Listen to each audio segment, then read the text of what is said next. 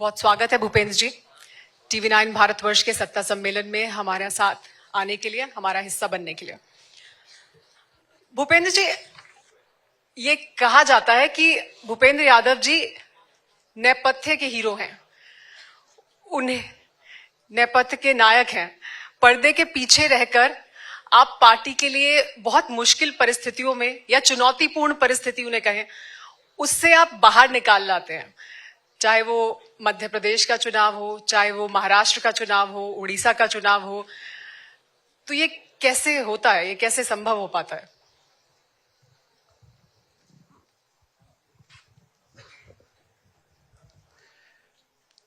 सबसे पहले तो मैं आपको धन्यवाद देता हूं कि आपके चैनल ने मुझे यहां पे आमंत्रित किया है। अब मैं पार्टी का कार्यकर्ता हूं, कोई नायक नहीं हूं। और जो भारतीय जनता पार्टी को चुनाव में सफलता मिलती है, उसका सबसे बड़ा कारण तो हमारे नेतृत्व प्रधानमंत्री नरेंद्र मोदी जी हैं। उसके साथ ही भारतीय जनता पार्टी ने अपनी पूरी विकास यात्रा में एक कार्यकर्ताओं की, जिसको कहते हैं डेडिकेटेड वर्कर, जो आइडियोलॉजी पे डेडिकेटेड है, उनकी पूरी एक टीम खड़ी करी है। और इसलिए किसी भी चुनाव में सफलता मिलती है तो हमारे लाखों कार्यकर्ताओं की मेहनत के कारण वो सफलता मिलती है, जो एक ही विचार और थ्योरी को लेकर के देश में चलते हैं, नेशन फर्स्ट। ये उन सब विचार के प्रति प्रतिबद्ध कार्यकर्ताओं की जीत होती है, किसी एक व्यक्ति की नहीं। लेकिन उसमें नेतृत्व की अहम भूमिका होती है।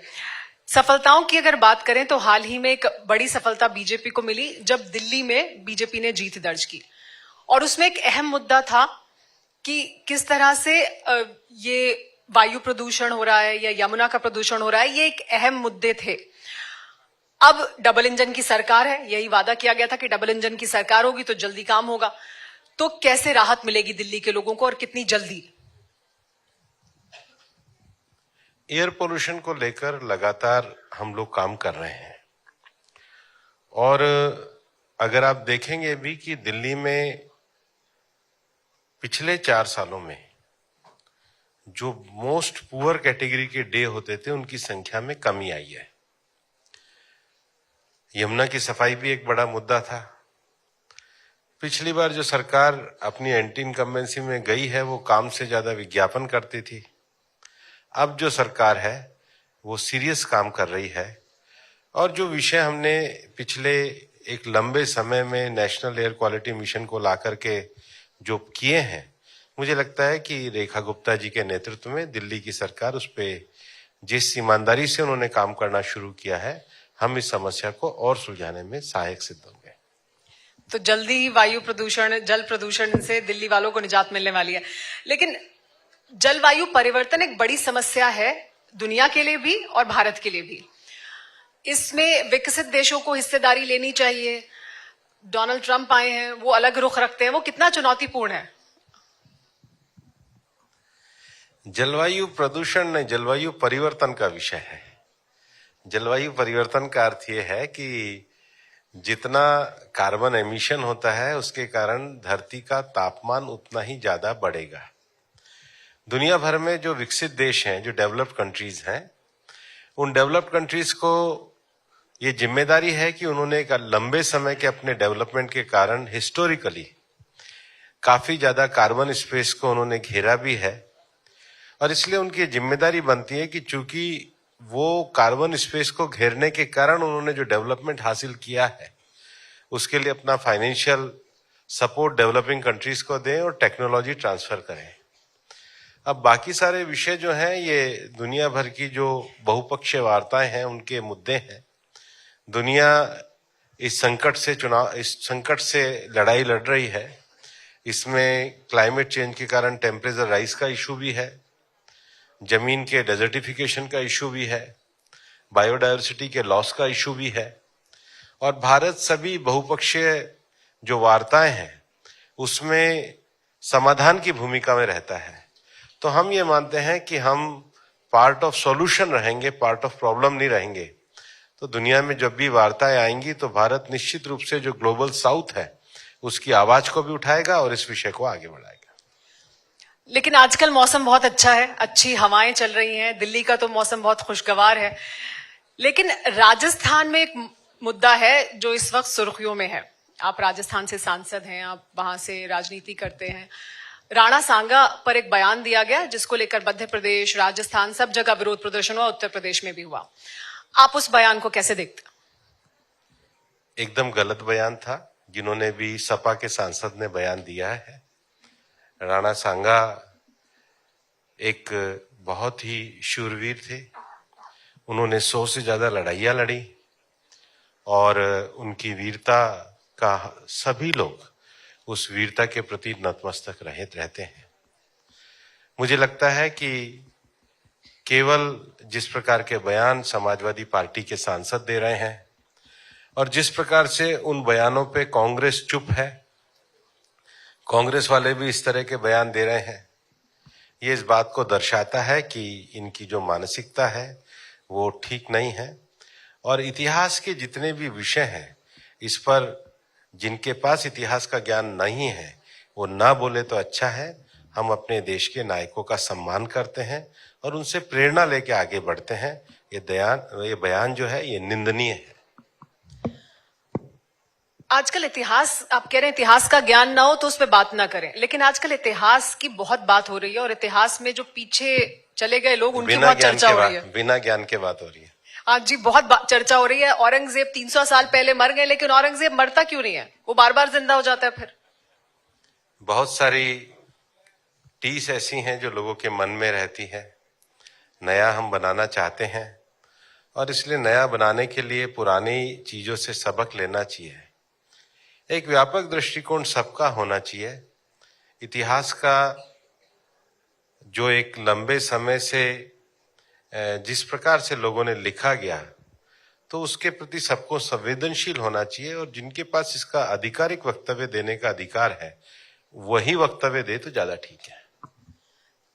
आपको लगता है कि हर कोई क्योंकि बयान देने लगता है तो अलग अलग तरह के पक्ष सामने आने लगते हैं और विवाद बढ़ता जाता है? क्योंकि सोशल मीडिया का जमाना है और सोशल मीडिया के जमाने में कुछ चीजें अनकंट्रोल्ड है, लेकिन मेरा ये मानना है कि इतिहास की सच्चाई सबके सामने आनी चाहिए और इतिहास की सच्चाई के आधार पे सबको उसके बारे में जो भी धारणाएं बनती हैं उसमें थोड़ा संतुलन रखना चाहिए, लेकिन इतिहास की जो वास्तविक सच्चाइयां हैं उससे मुंह भी नहीं छिपाना चाहिए।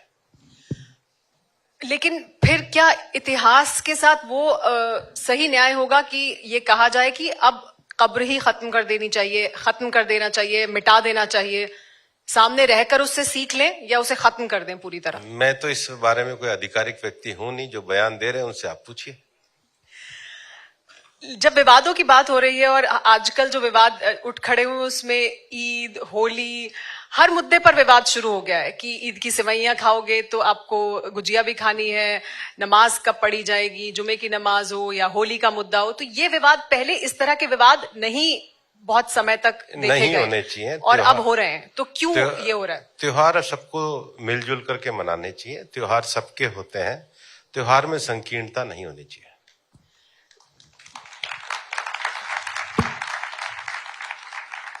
क्योंकि एक तरफ मोदी जी की तरफ से सौगात मोदी दिया जा रहा है, मोदी जी सबका साथ, सबका विकास, सबका विश्वास की बात करते हैं, फिर एक तरफ नहीं हर तरफ से इस तरह के बयान सुनाई देते हैं। तो क्या ये सिर्फ सुर्खियां बटोरने के लिए है, राजनीति साधने के लिए है? क्या आपको लगता है? नहीं, एक तरफ से क्यों दिया जा रहा है, चारों तरफ से दिया मैं यही कह रही हूँ कि हर तरफ से दिए जा रहे हैं और सौगात ही दे रहे हैं। 10 साल में नहीं है। हम 10 साल में गरीब लोगों के लिए शौचालय दे रहे हैं, हम बिजली दे रहे हैं, गांव गांव तक चीजें पहुंचा रहे हैं, विकास पहुंचा रहे हैं। सरकार का काम ही सेवा करके सौगात देना होता है, इसमें क्या आपत्ति क्या है? नहीं, इसकी तो तारीफ हो रही है। हाँ, तो तारीफ के लिए एक बार सबसे ताली बजवा दीजिए।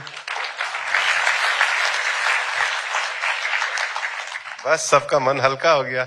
अब इसमें क्या विषय है? ये इतना ही आसान है एक वक्तव्य से आसान कर देना और एक वक्तव्य से विवाद मैं पैदा आपको करना। बता दूं, जीवन आसान ही होता है, कुछ लोग इसको कॉम्प्लिकेटेड कर देते हैं। तो जो कॉम्प्लिकेट करे उनको एक तरफ करो, बाकी तो 99% आसान से ही रहते हैं दुनिया में। क्या यही भूपेंद्र जी का गुरु मंत्र भी है? क्योंकि आपको मैंने शुरू में पूछा कि जिस तरह की सफलताएं आपको मिली हैं मुश्किल परिस्थितियों में, यही है विवाद को दूर करो और आगे का रास्ता अख्तियार करो, क्योंकि बहुत मुश्किल परिस्थितियों में, चाहे वो महाराष्ट्र का चुनाव जिसमें कहा जा रहा था कि बहुत मुश्किल होगी जी। इसके दो पक्ष हैं। पहली बात, किसी ने मुझे एक बार सलाह दी थी कि 3 चीजें तुरंत समाप्त करनी चाहिए: छोटी बीमारी, छोटा झगड़ा, छोटा कर्जा। तो विवाद छोटा हो तो समाप्त कर दो, तो विवाद समाप्त हो जाता है। बीमारी छोटी हो, आदमी बीपी की गोली नहीं लेता है, बाद में बाकी के उसके ऑर्गन पे इफेक्ट होता है। तो जितना जल्दी छोटे पे समाप्त कर दो उतना ठीक होता है। पर तो कुछ लोग विवादों में जिंदा रहने के लिए बयान देते हैं। अब मेरे को कभी कभी समझ में नहीं आता है, जैसे आरजेडी पार्टी के नेता हैं। अब हिंदुस्तान में शंकराचार्य जी की सनातनी परंपरा से कुंभ हो रहा है। अब आरजेडी प्रमुख ने कुंभ पे बयान दिया। भाई किस लिए दे रहे हो? कोई पूछने नहीं जा रहा है, कोई बात करने नहीं जा रहा है, कोई क्वेश्चन नहीं। अब मुझे समझ में नहीं आता है, समाजवादी पार्टी जो लोहिया जी थे, मतलब मैं भारतीय जनता पार्टी का कार्यकर्ता हूं, मेरे परिवार में भी लोहियावादी लोग रहे हैं, लोहिया जी को पढ़ा है, मस्तराम कपूर जी का पूरा डॉक्यूमेंट मेरे पास है और मैंने तो शायद सारे वॉल्यूम भी पढ़े हैं। अब उन्होंने तो रामायण मेला भी लगाया था लोहिया जी ने, और संस्कृति की बात भी करी थी। अब जो अपने आप को विरासत की बात करते हैं लोहिया जी की, वो कहते हैं साहब क्या गाय से दुर्गंध आएगी और इत्र से सुगंध आएगी। तो भाई इत्र को गाय के दूध की तरह पियोगे क्या? बताओ, है इत्र को डाल के पियोगे? हर चीज का अपना महत्व होता है। इत्र भी जरूरी है और गाय भी जरूरी है। बैलेंस एटीट्यूड तो ये है, ये भी जरूरी है, वो भी जरूरी है। लेकिन जो बयान देने का जो तरीका है, तो ये तो समाज में विद्वेष बढ़ाने वाली बात है। और इसलिए समाज में विद्वेष ना बढ़े, हर चीज की जरूरत होती है। अब जो ये इस प्रकार के बयान हैं, इनसे आपको प्रश्न पूछने चाहिए, बैलेंसिंग एटीट्यूड होना चाहिए, वही सबसे ज्यादा ठीक है समाज में। अब आपने बिहार का जिक्र कर दिया, आरजेडी का जिक्र किया, उस पर भी एक सवाल है। आप उस पे सारे सवाल पूछिए, आप जो मन में आए पूछिए, क्या दिक्कत है? पत्रकारों को सवाल पूछना ही चाहिए और नेताओं को जवाब देना ही चाहिए, और नहीं आए तो मना कर देना चाहिए। नहीं, आप हमेशा सब सवालों के जवाब देते हैं और इस बात पर जोर से तालियां होनी चाहिए। पिछली बार बिहार जब चुनाव हुए तो आप वहां के भी प्रभारी थे, अब फिर चुनाव होने वाले हैं इसी साल। इस बार क्या आपको लगता है, क्या रणनीति होनी चाहिए बीजेपी की? कुछ खास रणनीति है, कोई खास प्लान है जिस पर काम हो रहा है? मैं 2000 मेरे को सौभाग्य दिया पार्टी ने कि मैं 2015 से लेकर के और 2021 तक मैं लगातार 6 साल बिहार का प्रभारी रहा। और मैं अपने आप को सौभाग्यशाली भी मानता हूं कि मेरे को बिहार जैसे राजनीतिक रूप से जागरूक प्रदेश में एक संगठन का कार्य करने का अवसर मिला। तो मैं बिहार से ज्यादा तो अपने आप को भाग्यशाली मानता हूं कि बिहार की धरती ने मेरे को ये अपने साथ रुकने का और काम करने का अवसर दिया। मेरा ये मानना है कि बिहार में इस समय सीधी सीधी 2 विचारधाराओं की टक्कर है। एक विचारधारा जो बिहार को एक तरीके से भय के दौर में ले जाना चाहती है, बिहार को जातियों में बांटना चाहती है, बिहार में अपने एक तरह के भ्रमों को फैलाकर लड़ाई कराना चाहती है। और दूसरी तरफ भारतीय जनता पार्टी एनडीए के अपने सहयोगियों के साथ बिहार को विकास के पथ पर आगे बढ़ाना चाहती है। और इसलिए हम बिहार को विकास के आगे पथ पे बढ़ाने के लिए एनडीए के अपने साथियों के साथ इस बार चुनाव लड़ेंगे। और अब हमारे संगठन के जो प्रभारी लोग हैं वो काफी अच्छी मेहनत कर रहे हैं। विनोद तावड़े जी हमारे राष्ट्रीय महामंत्री इस समय प्रभारी हैं। अभी माननीय राष्ट्रीय अध्यक्ष जी नड्डा जी ने भी बैठक वगैरह ली और बिहार में भारतीय जनता पार्टी अपने एनडीए के सहयोगियों के साथ अच्छा चुनाव लड़ेगी। आपने कहा राजनीतिक रूप से बहुत जागरूक है बिहार, तो आपने कोई दिया है कोई स्पेशल आपका फीडबैक, जो आपका एक्सपीरियंस रहा बिहार को लेकर, उसको लेकर? बीजेपी में तो काम करने का ऐसा रहता है कि अब जो हमारे संगठन के प्रभारी हैं वहाँ विनोद जी, वहाँ के जो अध्यक्ष हैं डॉक्टर दिलीप जायसवाल जी, हमारे जो दोनों मुख्यमंत्री हैं, वो सब एक टीम के रूप में काम कर रहे हैं। जहां जिसके सहयोग की आवश्यकता होती है सब सहयोग करता है। आपने कहा 2 विचारधाराओं की दरअसल लड़ाई है और उसको एक तरफ आप हैं तो दूसरी तरफ दूसरा पक्ष है, लेकिन आरजेडी और बाकी तमाम विपक्ष के जो नेता हैं उनका ये कहना है कि दरअसल लड़ाई अलग है। बीजेपी ये कोशिश कर रही है कि उन्होंने बड़े आरोप लगाए पंडित धीरेन्द्र शास्त्री जब वहां गए उनको लेकर भी, श्री श्री रविशंकर को लेकर भी, और उनका ये कहना है कि बिहार अलग प्रदेश है, यहां पर वो नहीं होगा जो बाकी प्रदेशों में हुआ, यहां पर धर्म के आधार पर बंटवारा नहीं होगा। तो हम कहां पे कर रहे हैं? ये आरोप वो लगा रहे हैं आप पे कि ये कोशिश है आपकी, लेकिन नहीं, या ये होगा तो, नहीं बिहार में। देखिए, बीजेपी के किसी भी नेता ने किसी धर्म के बारे में कहा, आरजेडी के नेता ने कुंभ के बारे में कहा, बीजेपी ने तो नहीं कहा। तो कह तो वो रहे और कर भी वही रहे हैं। अभी मैं बिहार में गया था तो बोले कि आरजेडी के रहते हुए बीजेपी नहीं आ सकती। मैंने कहा बीजेपी सत्ता में, वो देख कहां पे रहे हैं, हम ही तो सत्ता में है बिहार में, और हम पिछले लगातार लंबे समय से है। और जहां तक विचारधाराओं की बात है, देखिए, हिंदुस्तान की राजनीति में आज भारतीय जनता पार्टी को अपने एक पीढ़ी के लगातार त्याग के बाद आज राजनीति के केंद्र में आने का अवसर मिला है। बीजेपी जो 1950 में जनसंघ की स्थापना के समय में कहती थी, वही आज 2020 के साथ कह रही है। बीजेपी ने जो 25 साल पहले एनडीए की स्थापना करी, वही एनडीए आज भी 25 साल बाद कायम है। और दूसरी तरफ विचारधारा देखिए, जो उन्होंने क्या यूपीए बनाया था, वो यूपीए का ही नाम बदल के अब उन्होंने इंडिया रख दिया, और इंडिया के भी इनके कई तरह के भाग हो गए। तो जो लोग अपने नाम को भी संभाल के 10 साल नहीं रख सकते, तो विचारधारा की ये लड़ाई है कि जिनकी साख नहीं है और जो देश को चलाने की साख रखते हैं, जिनकी बार बार विचारधाराएं बदलती हैं, जो अपने सातत्य के साथ काम करते हैं, जो एक दुकान बंद होने के बाद नए साइन बोर्ड के साथ आते हैं, और जो अपने साइन बोर्ड पर ही तीसरी बार भी चुनाव लड़कर जनता का विश्वास लेके आगे बढ़ते हैं, वही बीजेपी की विचारधारा है। और इसलिए दूसरी विचारधारा से इन्हीं मूल्यों पे हमारी लड़ाई है। भूपेंद्र जी, बीजेपी को नीतीश कुमार के साथ, जेडीयू के साथ जाने में फायदा है या अकेले जाने में ज्यादा फायदा है? क्योंकि आपकी लगातार सबका साथ सबका विकास का अर्थ ये होता है कि जो एनडीए के साथ ही हम सबके साथ ही जाते हैं।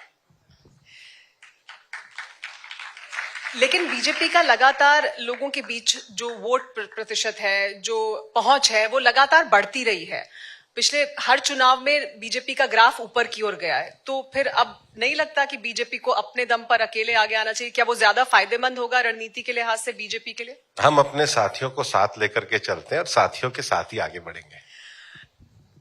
भूपेंद्र जी का ये भी एक मंत्र है कि वो बताएंगे नहीं हमें। जाहिर सी बात है, आप अपनी रणनीति यहाँ नहीं उजागर बताने की जरूरत नहीं है। देखिए, हमने शिवसेना को नहीं छोड़ा। शिवसेना ने के जो एक ग्रुप गया, लेकिन बाद में जो शिवसैनिक जो मतलब सही तरीके से बाला साहब की विचारधारा में विश्वास रखते थे, वो हमारे साथ थे। हम सबके साथ चले। हमारा जदयू के साथ एक लंबा गठबंधन है। और भारतीय जनता पार्टी, प्रधानमंत्री जी का एकदम, उन्होंने जब दूसरी बार सरकार में आए थे तो उन्होंने कहा था कि नेशनल एम्बिशन और रीजनल एस्पिरेशन को साथ लेकर के चलती है। हमारे बीजेपी के साथ जो भी सहयोगी दल है, बीजेपी गठबंधन धर्म में विश्वास करती है, सबको साथ लेकर के चलते हैं। इसमें कोई छुपाने की क्या बात है? साथ लेकर ही चलते हैं हम अपने साथियों को। नहीं, बिल्कुल लेकर चलते हैं, लेकिन बीजेपी बड़ी होती जाती है और साथी छोटा होता जाता है। ये आरोप लगाता है विपक्ष कि वो छोटे होते जाते हैं।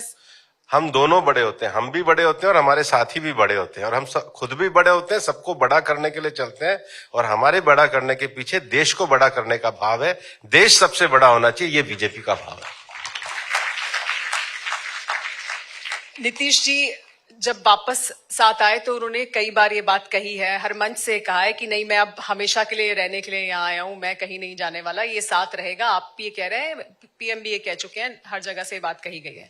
लेकिन हाल ही में नीतीश जी पर व्यक्तिगत तौर पर बहुत हमले किए जा रहे हैं, उनकी सेहत को लेकर सवाल पूछा जा रहा है, और ये एक मुद्दा बनता जा रहा है बिहार में। क्या आपको लगता है ये मुद्दा बनेगा इस बार के चुनाव में? और ये एक लगातार हमला है जो नीतीश कुमार जी पर हो रहा है, उनकी सेहत को लेकर चिंताएं हैं? देखिए, आरजेडी कुछ भी कर ले, उनकी बात के पे कोई विश्वास नहीं करता है। नीतीश जी बहुत सम्मानीय नेता है और हम उनका पूरा सम्मान करते हैं। विपक्ष की बात हो रही है तो राहुल गांधी जी की भी बात कर लेते हैं। संसद में वो लगातार ये आरोप लगा रहे हैं कि उनको बोलने नहीं दिया जा रहा, विपक्ष की आवाज को दबाया जा रहा है। वो तो 45 मिनट भाषण दिए थे, तो कहाँ किसने रोका था? वो तो ये आरोप लगाते हैं मेरा माइक बंद कर देते हैं। कहाँ माइक बंद करते हैं? माइक बंद करते तो आवाज कैसे आती है? बोलते हैं तभी तो माइक की आवाज आती है, तभी तो पत्रकार सुनते हैं। तो बिना माइक की आवाज की कौन बोलता है? वो बोलते हैं, उनकी बहन बोलती है, उनकी पार्टी के लोग बोलते हैं, भाषण देते हैं, और अंदर भी बोलते हैं, बाहर भी बोलते हैं। कौन रोकता है उनको? हाँ, वो बाहर तो आके ये कहते हैं कि अंदर नहीं बोलने दे रहे हैं। लेकिन भूपेंद्र जी, जब हम बिहार की बात कर रहे हैं या बाकी तमाम प्रदेशों की मैंने बात की जिसकी जिम्मेदारी आपको मिली और वो जिम्मेदारी आपने बखूबी निभाई भी और सफलताएं दिलाई, अहम जिम्मेदारियों को निभाते हुए मुश्किल परिस्थितियों में एक सफलता दिलाई पार्टी को, तो प्रदेशों के स्तर पर आपने ये किया है, राष्ट्रीय स्तर पर भी ये जिम्मेदारी मिलेगी तो उसी तरह से आप आगे बढ़ेंगे? नहीं, मेरे को पार्टी ने दी, राष्ट्रीय स्तर पे 11 वर्ष तक राष्ट्रीय मंत्री और महामंत्री बना के रखा। पार्टी तो देखिए, जब आप पार्टी के कार्यकर्ता के भाव में हो तो पार्टी जो जिम्मेदारी देती है आदमी काम करते हैं। मेरा इशारा आप भी समझ रहे थे, लेकिन मैं और साफ करके बोलूं, बीजेपी के अध्यक्ष के तौर पर आपके लिए 2019 में भी बहुत चर्चा हुई, इस बार भी आपके नाम की बहुत चर्चा है। मुझे पता है आप पार्टी के कार्यकर्ता हैं, आप साफ नहीं बोलेंगे, लेकिन जिम्मेदारी मिलेगी तो तैयार है उठाने की। नहीं, बीजेपी एक लोकतंत्र की पार्टी है। देखिए, इस समय देश में कोई भी पार्टी लोकतांत्रिक तरीके से चलती है तो भारतीय जनता पार्टी उसके हिसाब से चलती है। हमारे यहाँ पूरा एक प्रोसेस है, उस प्रोसेस के साथ कार्य होता है। बाकी तो पार्टी जिसको जो जिम्मेदारी देती है वो उसी हिसाब से काम करता है, इसमें कोई अनहोनी बात होती ही नहीं है। नहीं तो ये जिम्मेदारी तो आपको भी मिल सकती है ना? ऐसा कुछ है नहीं अभी। लेकिन भूपेंद्र जी, बड़ी चुनौतियां आपके सामने, आपको क्या लगता है अब आने वाले जो चुनाव हैं उसमें क्या है बीजेपी के लिए? देखिए, माननीय प्रधानमंत्री जी के नेतृत्व में देश इस समय विकसित भारत के लिए पूरी तरीके से कार्य कर रहे हैं, और हम सब एक मिशन के सिपाही के रूप में विकसित भारत बनाने के लिए जिसकी जो जिम्मेदारी है उसको लेकर के कार्य कर रहे हैं। बहुत शुक्रिया भूपेंद्र जी हमारे साथ जुड़ने के लिए और TV9 भारतवर्ष से खास बातचीत करने के लिए, सत्ता सम्मेलन में आने के लिए आपका बहुत बहुत शुक्रिया। आपका भी बहुत बहुत शुक्रिया और TV9 का बहुत बहुत शुक्रिया। Thank you very much.